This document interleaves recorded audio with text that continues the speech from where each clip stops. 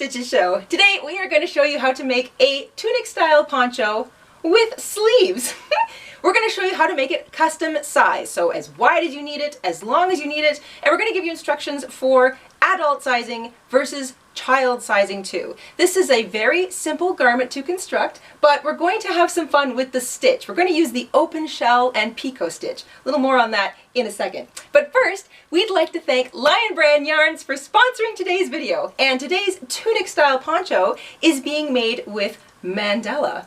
I love Mandala. I love all of the beautiful different colorways it comes in. It's this fantastic self-striping lightweight size 3 yarn. It's acrylic, it's machine washable, and it's so soft.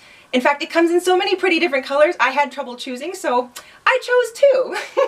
I'm using 2 strands of Mandala held together throughout for this project to get a really cool, hippie-inspired, psychedelic vibe going in my tunic style poncho. Now, because this is a custom sizing project, you're going to want to have a measuring tape. And before we head over to the craft table, the first thing we want to do is get a couple of measurements. We need 2 measurements in total. So measurement number 1 is what we're going to call the long measurement. This poncho is constructed by making 2 long scarf-like pieces of fabric and stitching them together lengthwise. So the long measurement is taken by taking your measuring tape, pulling it out, draping it over your shoulder, and getting the end to stop pretty much where you want the edge of your poncho to end, down here. Now remember, the fabric is going to stretch a little bit, especially when we block it, so don't worry about it being too short because it'll probably end up a little bit longer. So put your measuring tape pretty much where you want your poncho to end, and then follow it up to the top of your shoulder, so up here. For me, that measurement is 28 inches, so 28 inches from here up to the top of my shoulder.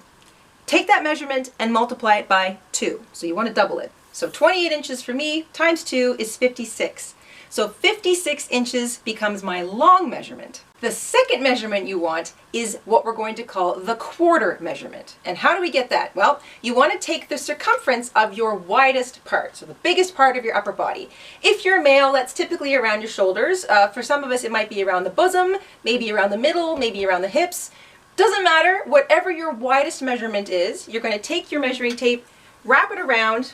It's best to do this if you're in like a t-shirt or something. Measure your widest measurement. For me, that's 36 inches. Take that measurement and divide it by 4. So 36 for me, divided by 4 is 9. If you don't have a perfect round number, just round up to the closest whole number. So 9 inches, for me, is going to become my quarter measurement. The quarter measurement dictates how wide each panel is going to be. Now, I made my panels a little wider than 9 inches because I wanted a nice, big, bulky, sort of floppy, flowy feel. But if you go with the very minimum, your quarter measurement, it'll be a little more fitted. Another thing you might want to keep in mind is the wider you make your panels, the longer your sleeve is going to be. And then you won't have to add quite as many rows to the rest of your sleeve if you want to make your sleeves longer. All right, we've got our 2 measurements, the long measurement and the quarter measurement, and now I want to talk a little bit about color matching. So in the materials section, I'm going to tell you exactly how much yarn you're probably going to need in order to construct your poncho. I used 4 balls of Mandala to make mine. Now, if you're going to make it a lot longer and a lot wider, you're probably going to need more. But if you want to color match, kind of like I did, then think about having a set of yarn skeins for each side. So I used 2 for each side, and when I finished one side, I then put those skeins aside, I started fresh with the next set, and I made the second side. That way, when I stitched up my edges and I wanted to add on sleeves, I could continue on with the same yarn from that size, hence matching that really fun colorway out each side. Okay, let's grab our hooks, grab our yarn, we'll head on over to the craft table, and we will stitch up a tunic style poncho together.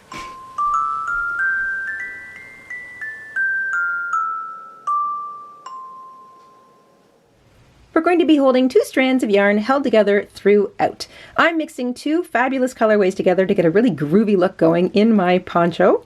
This bright rainbow one is called Gnome. I've got 2 balls of that, and this lovely gray blue colorway is called Spirit. I selected 2 balls per side, but I know I'm going to have a lot of yarn left over. I just don't like running out midway through a project. So if you're making a poncho that's quite a lot wider than mine or taller, you may want to have an extra ball of each color. So 3 balls per color as opposed to only 2. Each mandala is 150 grams or 590 yards, 100% acrylic, and a size 3 lightweight yarn. So 2 strands together is going to make us a nice cozy stitch.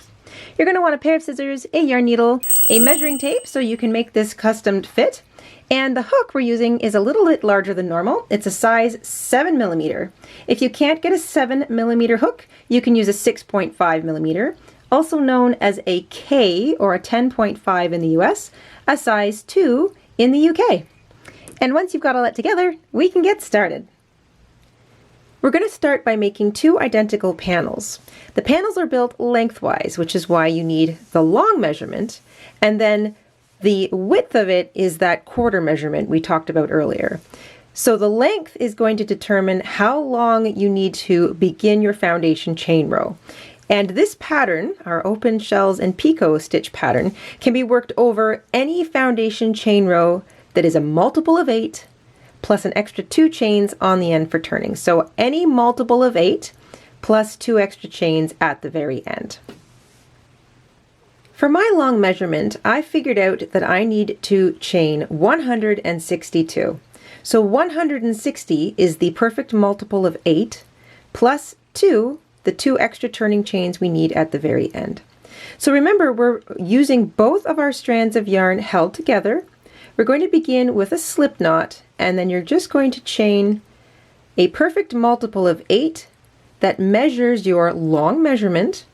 And once you have that, without too much stretching, because this is going to stretch a little bit when you've got it on, so don't stretch your foundation chain row, add an extra 2 chains on the end for turning. Once you have your foundation chain row created, make sure you compare it against your measurement and write down the number of chains you created so that you know what to do for your second panel. Try not to twist your chains. It's easy if you work on a flat surface, or keep running your thumb and forefinger over it to make sure that they don't twist. Give them a double count to make sure you've got the right number. It's a multiple of 8 plus 2 extra chains on the end for turning. And now we're going to begin the open shell and picot stitch. So this is the foundation pattern row. Into the second chain from the hook, and remember you're treating both strands of yarn held together as a single strand. We're going to single crochet, so just single crochet into the second chain from the hook. We're going to skip 3 chains, find the 4th, and work a double crochet,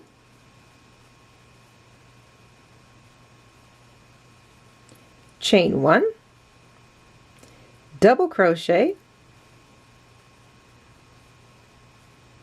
chain 1, double crochet, chain 1, all into the next chain. So you skip 3 chains after your single crochet, and you work double crochet, chain 1, double crochet, chain 1, double crochet, chain 1, all into the same chain. That is an open shell. We're going to skip 3 chains, find the next one, and work a single crochet into it, chain 3, and single crochet back into the same chain, and chain 1.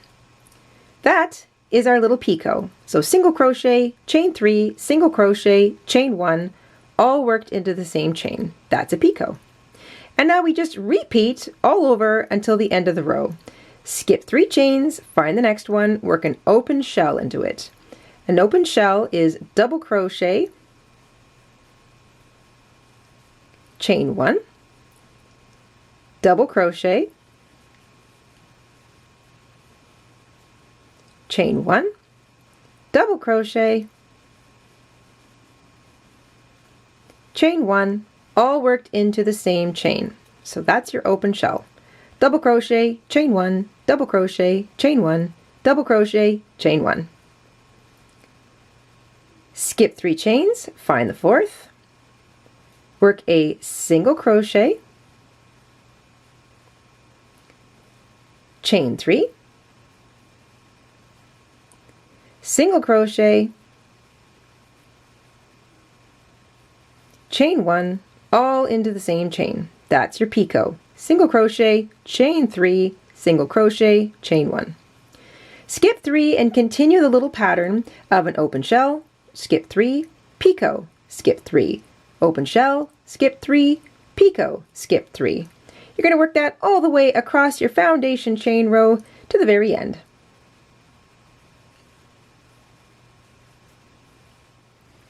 At the end of the foundation pattern row, so you've worked your first row all the way across, you should end with an open shell. There should be 3 chains left to skip, and then the last chain you single crochet into. Now if you've counted properly and you haven't skipped any chains or put any motifs too close together, you'll end with that open shell, skip 3, and single crochet. You all need to end with an open shell. If you've got 2 chains or 4 chains before you have to get to your end one, what I'm saying is if it's not absolutely perfect in here, just cheat. So end with your open shell, skip the chains that are left, and single crochet into the last shell. You should have 3 chains here and then the last chain for the single crochet, but if you're 1 over or 1 under, just cheat. It's not going to show. That's the foundation pattern row done. All the other rows from here on out are basically, there's 2. It's pretty much the same thing. It's just that we have to alternate where we put our open shells and our picots. So at the end of this row, we're all going to chain 4. The chain 4 is going to count as a double crochet chain 1 to begin the next row. Flip our work, and here we go into row 2. So into the top of that single crochet, you're going to work a double crochet,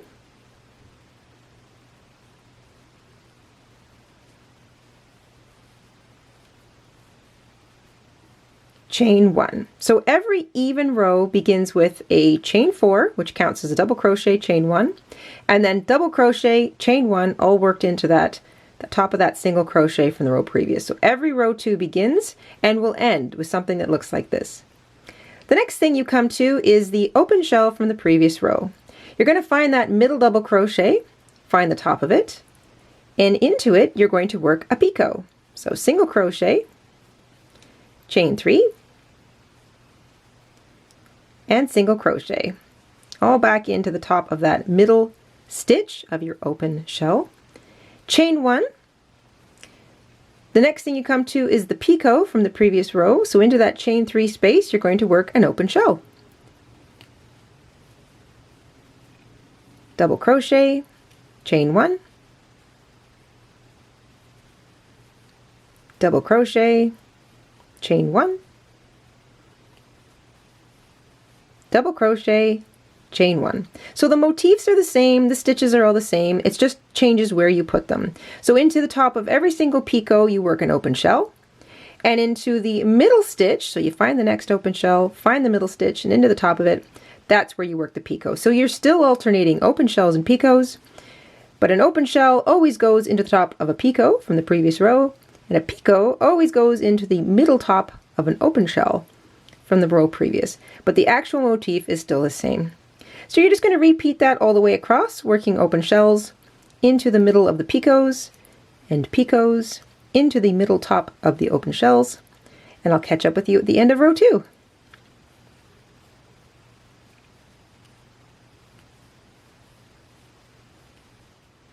When you finish row 2, or every even row, you're going to come to the top of that single crochet from the row before. The last full motif you work is a picot.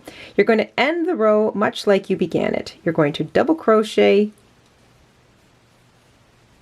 chain 1, and double crochet into that last stitch. So every row 2 or even row ends with something that looks like that, sort of a little mini V-stitch. Row 3, and every odd row. So at the end of every even row you chain 1 and turn, and every odd row, or in this case row 3, begins with a single crochet in the same, so the top of the last stitch that you just finished. So single crochet in the first stitch, chain 1, and we repeat all over again. So the first thing we come to is a picot, so we have to work an open shell into it. So double crochet, chain 1 3 times into that open picot, or that chain 3 space.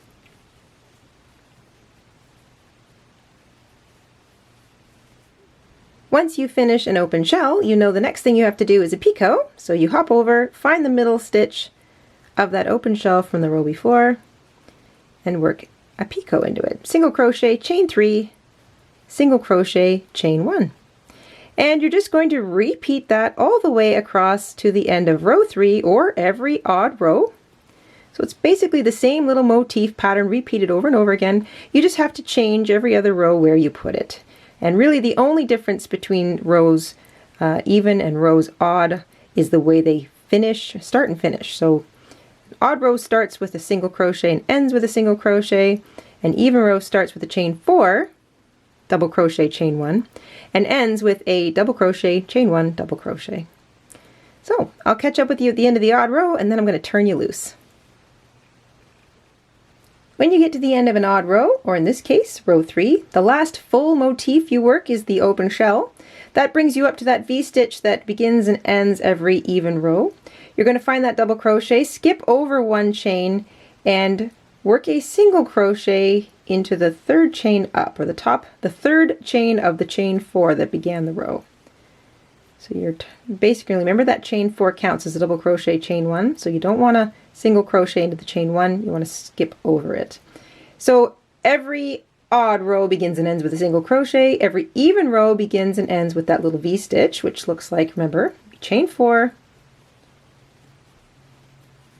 swing your work around, and you work a double crochet, chain 1 into that very first stitch. So that starts off your even rows, and then you're away to the pattern. So the first thing you come to is an open shell, so you know you want to work a picot into the top of it. You're going to continue working the even odd pattern until the height of your panel equals your width measurement, and I'll show you what that looks like. So here's one completed panel. For me, I know that I need to work 22 rows in total to equal my quarter measurement. So this is actually a little bit taller than my quarter measurement, which is fine too. You want to end with an even number of rows. So I have 22 rows, that's an even number of rows for me, and it's just a little bit more than my quarter measurement. So remember that the height of this panel is 1/4 of your body circumference. So don't think to yourself, oh my gosh, this isn't going to fit. Remember, this is only 1/4 of your body circumference. And once you're finished, make sure you end on an even row so that you end with that little V-stitch. You can fasten off, grab your yarn needle. Remember, you're still treating those 2 strands as a single one.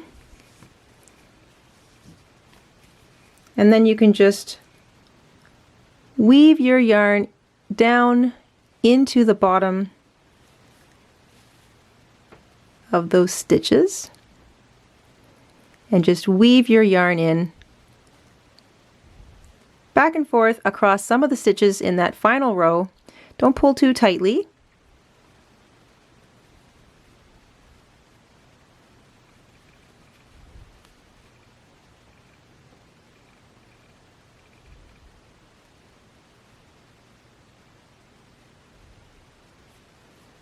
And just do that back and forth a few times until all the yarn is woven in, and you should not have to worry about it coming out.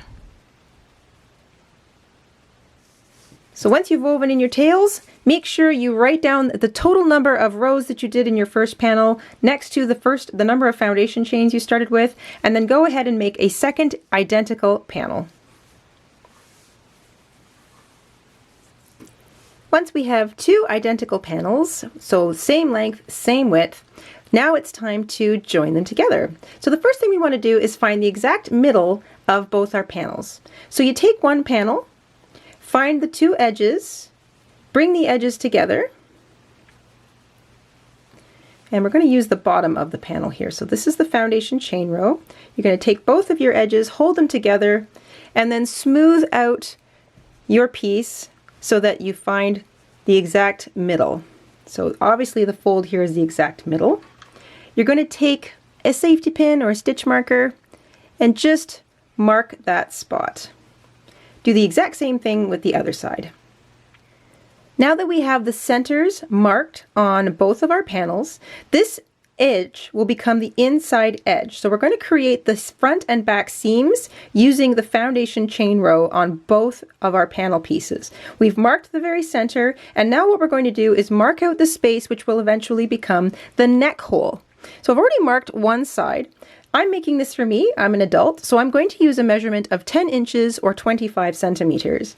If you're making it for a child, I recommend 8 inches or 20 centimeters. You want to grab your measuring tape, find the middle of that measurement, so 10 inches divided in 2 is 5, or 8 inches divided in 2 is 4.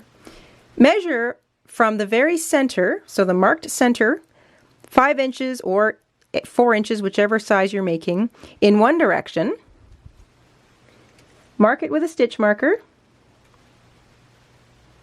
and then measure the exact same thing, 5 inches or 4 inches, in the other direction, always from the middle out, and then mark that.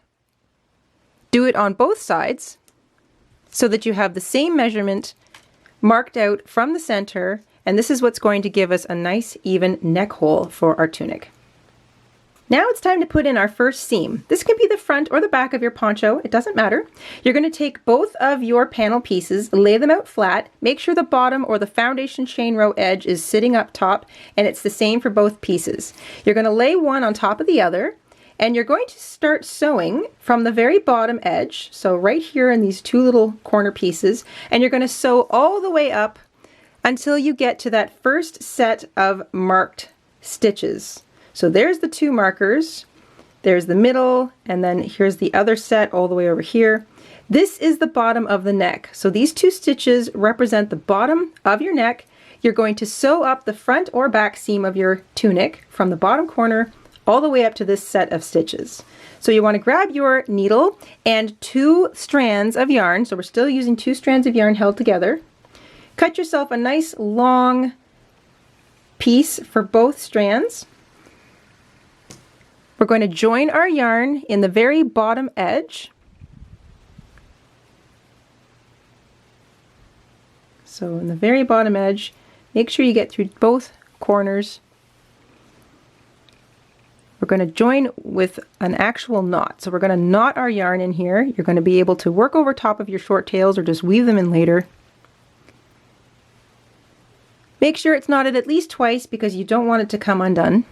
And then you're going to pair up your stitches. So look for common things like there's big spaces, there's big spaces, there's a little one. You want to sew through each set of stitches or foundation chains. You want to get the actual chain, so try to go through the actual chain. Don't go through the space, because if you sew through the actual stitch, it'll be a neater, tidier seam, and you won't end up with big gaping sort of spaces or holes in it. Now, if you wanted to slip stitch or single crochet this edge together, you could do that too, but just keep in mind that it will create a ridge. You'll be able to see that seam a lot easier. So if that's kind of an image you want, that's fine. But I like to sew my 2 edges together because it makes the most subtle seam.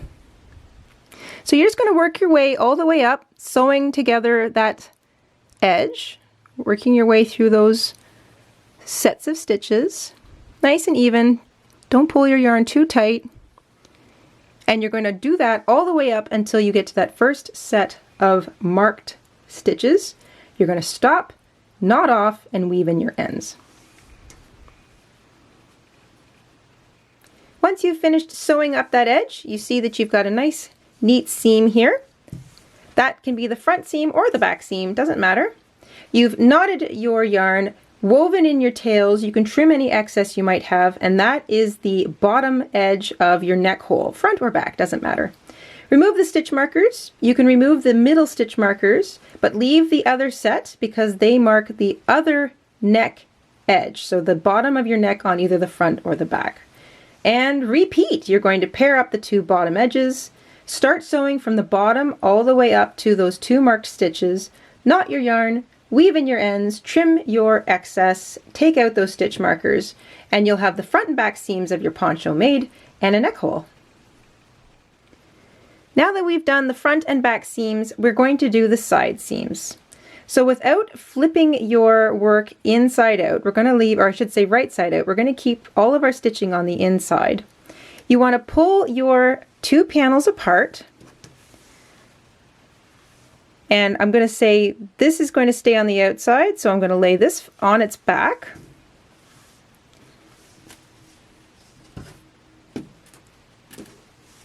And then I'm going to lay the other piece on top of it. So what you're looking at now is the two panels pulled apart and folded in the opposite direction. So here's your neck hole, and you can sort of see that this is where it would fall across your shoulders. There's the front seam and the back seam. They're lined up on top of each other. And now we want to identify our side seams and sew these guys down.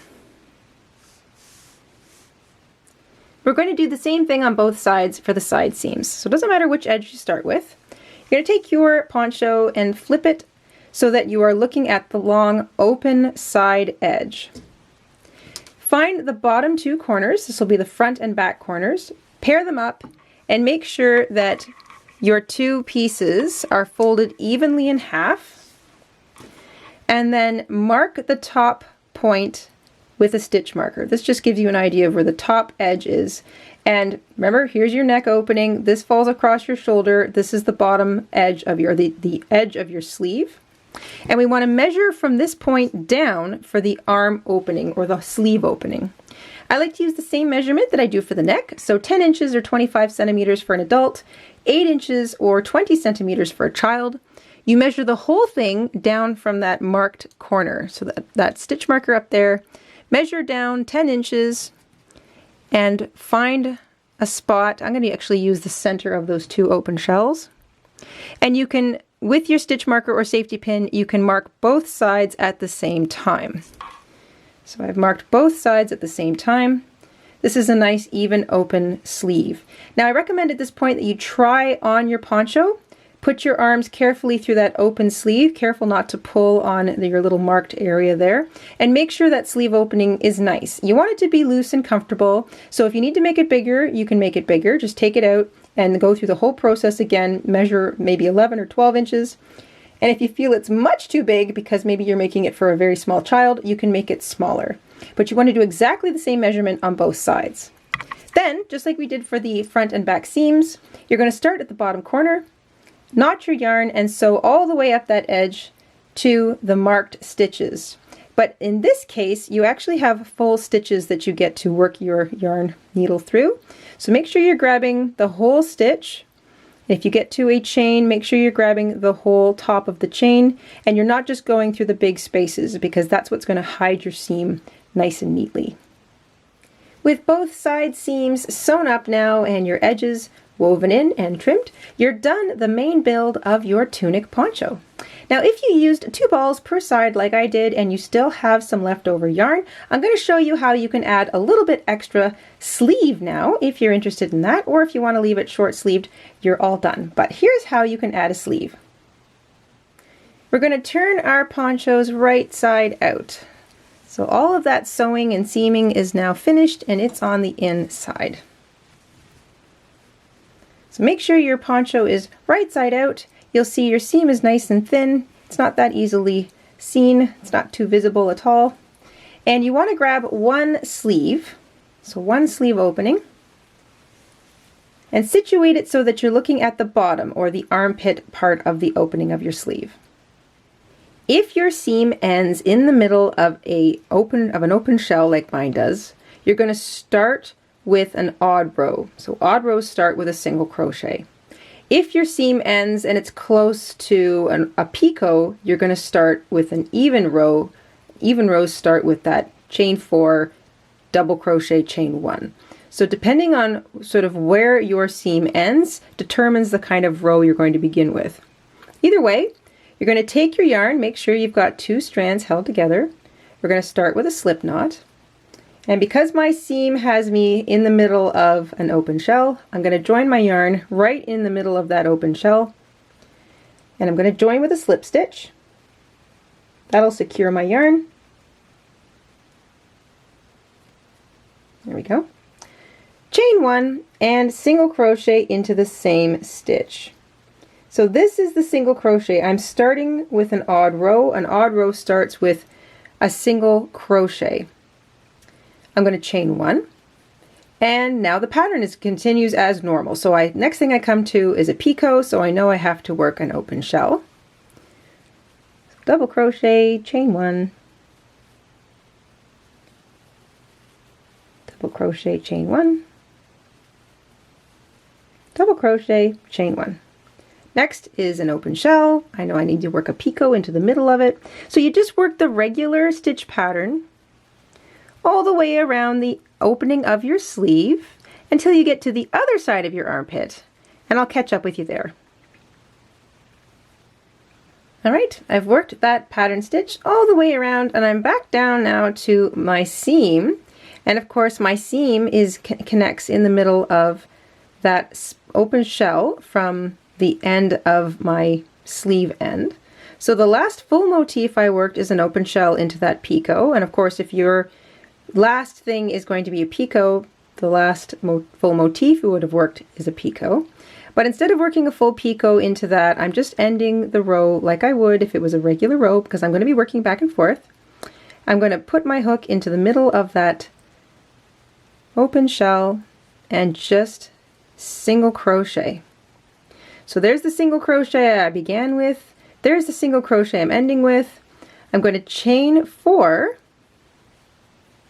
just like I would if I was working the regular pattern stitch, and now I'm going to work backwards. So I'm not working in a circle, I'm still working that stitch one way and then the other, one way and then the other, and eventually once I have enough sleeve that I'm comfortable with, a few more rows, then I will fasten off just like I normally would, and I will flip it inside out and sew up that seam. I'll show you what that looks like when I get there, but in the meantime I'm going to continue in the pattern stitch, adding a few more rows to the edge of my sleeve so that I have a little bit more sleeve on my tunic.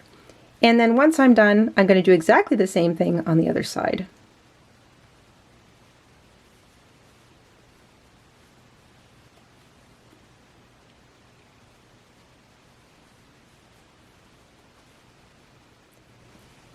I have added 14 more rows of the pattern stitch to my sleeve, and I've worked it going back and forth, back and forth. So if I open it up, you can see that that's the open sleeve. All I want to do now is seam up the bottom of it. So if I lay both sides together, they should even up or line up perfectly because I worked it back and forth, just like we did the rest of the garment. So now what we want to do is seam up the bottom. So instead of just fastening off, you're going to leave yourself a nice long couple of strands so that you can just use this same yarn to seam up the bottom edge. So fasten off as normal. And now you want to turn your sweater inside out because you want your seam to be on the inside. You want it to match the other seams you have. So turn your sweater inside out. Once you've got your poncho inside out, and you know it's inside out because you're looking at that original seam you made, you can really see your stitches, you're going to thread up the long tail you left on the end of your sleeve, pair up your sleeves so that you're starting at the end, and because you're already attached, you just have to start sewing. So just like every other seam we've done, you're going to sew from the bottom edge all the way back up to the armpit. You're going to knot your yarn, and then you're going to weave in all of your ends. You can turn your tunic back right side out and then do exactly the same thing for the second sleeve.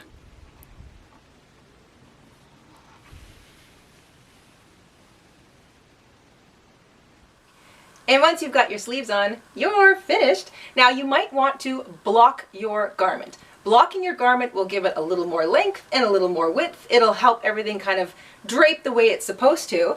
And we've got 2 different videos on how to block. If you need help with that, we'll link them in the description box down below. I steam blocked mine and I let it hang overnight on a hanger wrapped in a towel. So nice, soft, big towel, because you don't want any of that weight to pull out your sleeves. But that's how I did it. So I steamed it lightly and hung it up for the night, and I love the outcome. We have a written pattern of this tutorial available for sale in our Etsy shop. So if you want to head over to our Etsy shop and pick up the pattern, especially if you need a little bit of help with sizing and some of the custom information, we've got lots of notes and help in that written pattern. So you can help support our show by picking that up. And we hope you had fun making this along with us. We will see you soon here on the Jayda and Stitches show. Until then, stay safe, stay groovy, and have an awesome week, everybody. Bye. Hi, everybody. Mr. InStitches here. Thank you for watching today. Here are some of our other videos you might be interested in. Oh, and don't forget to subscribe.